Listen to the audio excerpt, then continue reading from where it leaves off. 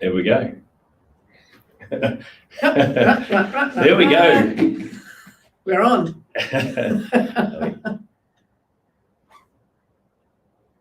Cool. It's all happening, man. It's all happening. It's Monday. Good afternoon. Happy Monday, everybody. And welcome. Welcome to another live session with Joe and I, Navigate Biz, trying to help you in your business. Maybe you're thinking about a business, thinking about starting one, or you're already in one, and you're trying to work out how to make it better. You're in the right place. So what are we going to do today? What are we talking about today? Well, continued on the theme of sales, because February is all about sales, because we have the free webinar on the 24th. So today is, we thought we might talk about the importance or the power of listening in sales. Uh-huh. Mm-hmm. A lot of people, when in sales, a lot of people want to do a lot of talking. They do. Maybe not so much listening. Yeah. And so, yeah, that feels like it's important part of we're in sales month, February being sales month here at Navigate Biz, helping you through all of the more difficult parts of selling, very important part of your business, but a lot of people aren't so keen on it. No, they're not. We're just trying to, I guess, humanize it a bit more, make it a little easier for you to come to grips with. So, listening. Why should we listen when we're selling? Well, you've got to know who your customer is, and you've got to know what their pain points is. So for me, listening is not the literal piece of the ears, but it's also about looking at the data and listening into where your customers are hanging out, what are they searching for, because that's a type of listening, because you've got to go find them first, right? Yeah. What are they searching for? Listen to the marketplace. Yeah. What are the pain points they are looking to solve, and are you the solution to that? Yeah, absolutely. So also through the process is part of listening is, I would say, is also looking and taking in what you're seeing. What is the reaction as you say something? What is the reaction you're getting? So looking at the body language. What are your prospect, your potential customer, as you're providing them information about your business, about your product, your service, how are they reacting to that? And are you listening? Are you even looking for their reaction? Are you observing? Yeah. And then as you're seeing these reactions, these behaviors, how are you adjusting? Because I think a lot of business owners fall into the trap of getting so enthusiastic about their product, their service, and they're just slamming their prospect with information. Now, whether it's relevant, whether they want to hear it, is that person somebody who wants to know all the detail, or is it a person who just give me high level? You've got to be able to read, as you say, the body language to see how they're reacting to the information that's being given to them. Yeah, I think understanding human behavior is a really important part of being successful in sales. And and I guess empathizing with your potential client and just putting yourself in their shoes. What is it that they're trying to solve? As you come up with potential solutions, what are the barriers? What are the roadblocks that they're seeing? Or what is it that's not really hitting the mark for them that they want to go? I want to make that decision. So empathizing with where they are, what their position is, and what the problem that they've got, and how can you best match a solution to them. And as you're doing that, coming through that, identifying what they're feeling about that, because as soon as you can try and tap into that, makes a big difference of how quickly you can actually get to the answer. Maybe the answer is that you can't solve the problem. Maybe the answer is that they need some other solution, or there isn't just not a solution available that you're aware of. But identifying that and helping them through that process. Hey, I don't think there's anything out there that does that. Let's have a look around. I think what we've got here might be the closest thing you're going to get. Is that good enough for you? And that's a really honest conversation, right? Super honest. Well, that's where honesty is the best policy, the saying comes from, right? Yeah. I remember we had a fabulous podcast with a fellow called Alan Stevens, and he was all about reading the face, not just the whole body, but the face, because we're all on virtual at the moment. Go check out that that podcast, because there was some fascinating information that he relayed to us when we were talking to him over the screen, and it was almost as though he was reading our minds, because he could see the facial expressions and how we responded to what he was saying. It was so insightful. Yeah. It's a super important piece. One of the other things about listening is listening to your existing customers. Like we make a practice of reaching out to our customers and asking them, how was the service? Did we meet the brief, for want of a better word?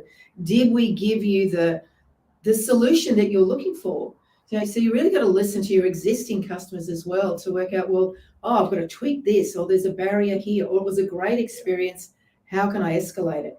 And there's a lot of ways of listening. Isn't just listening to a direct instructional communication that you've received from your customer. Listening can be something like unsubscribes. Yes. Unsubscribes on your database from your EDMs, from your email blasts. Mm-hmm.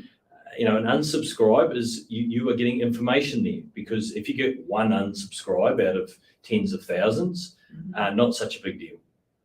But if you're getting a large number, and proportionately you work out what 5 unsubscribes doesn't really bother me. No. But if we woke up one day and we had 1,000 unsubscribes, so that okay, right, what was in What's there? the message? So start to go through, and of course there's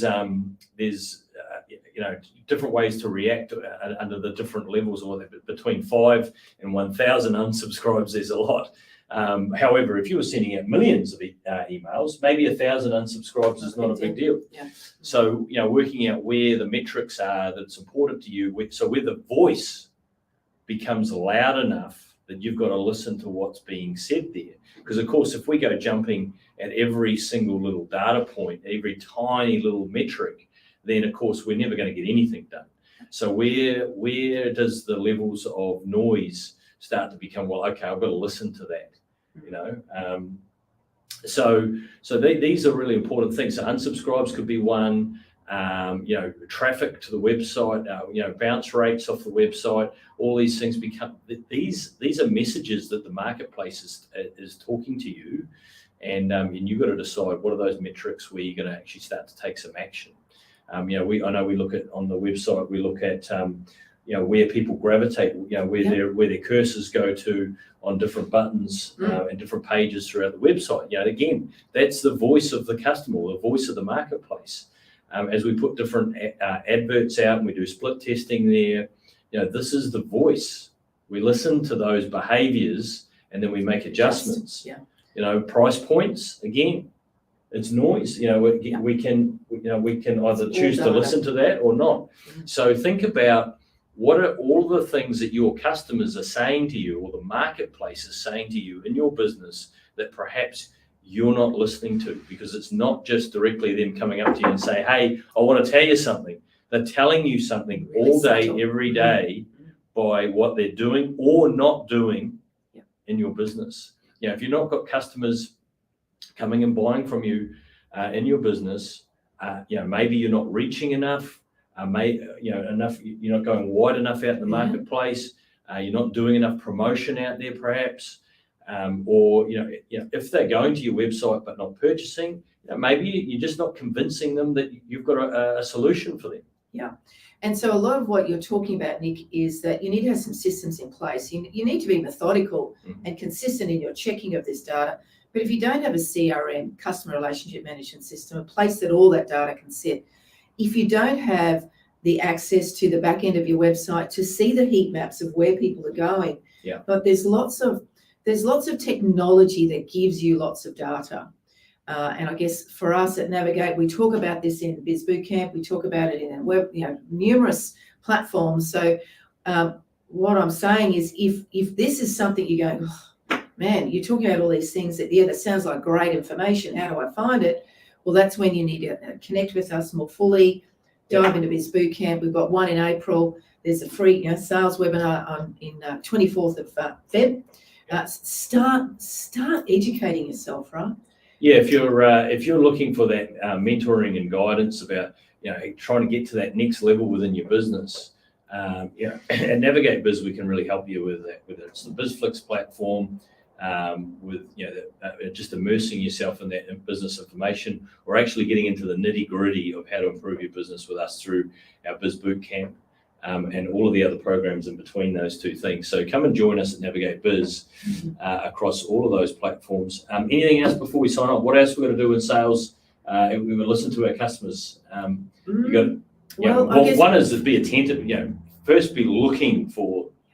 Proactively seek testimonials. Yeah. Right. You reach out to your customers, ask them to talk about it. How did it go? Can you give me a testimonial?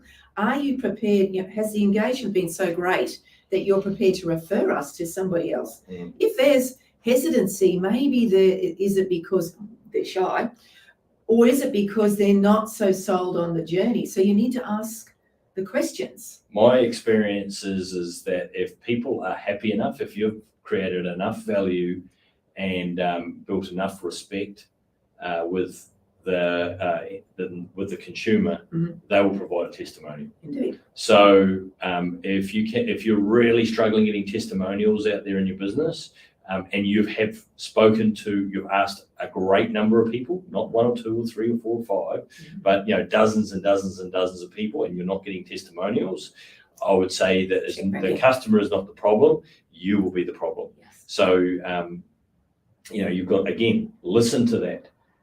Are you providing enough value? Have you done a good enough job? Did you make the journey seamless enough? Is there something there that the customer really wants to talk about? Yeah. Listening is also, we spoke about this on a live last week. Your customer might have only experienced one product through you. Are they aware that there's wider products that you might have a diverse range of products like we do? Yeah. How are you sharing that information with your customer so they can hear you?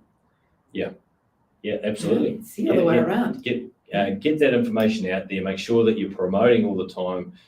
If you've got a great product or service, and a great business plan, great business model there, that's really servicing the marketplace, you got to get out there and tell the whole market about it. So that's loud and clear. Promote. Yeah.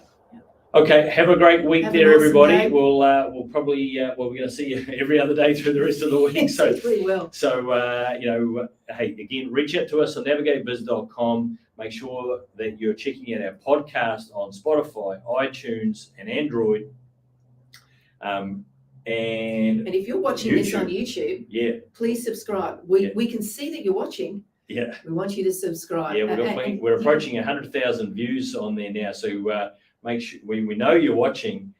Please subscribe on there and help us spread the word. Yeah. Tick the bell so you get the alert that when we're live again. Okay. Have a great day, everybody. See you. Thank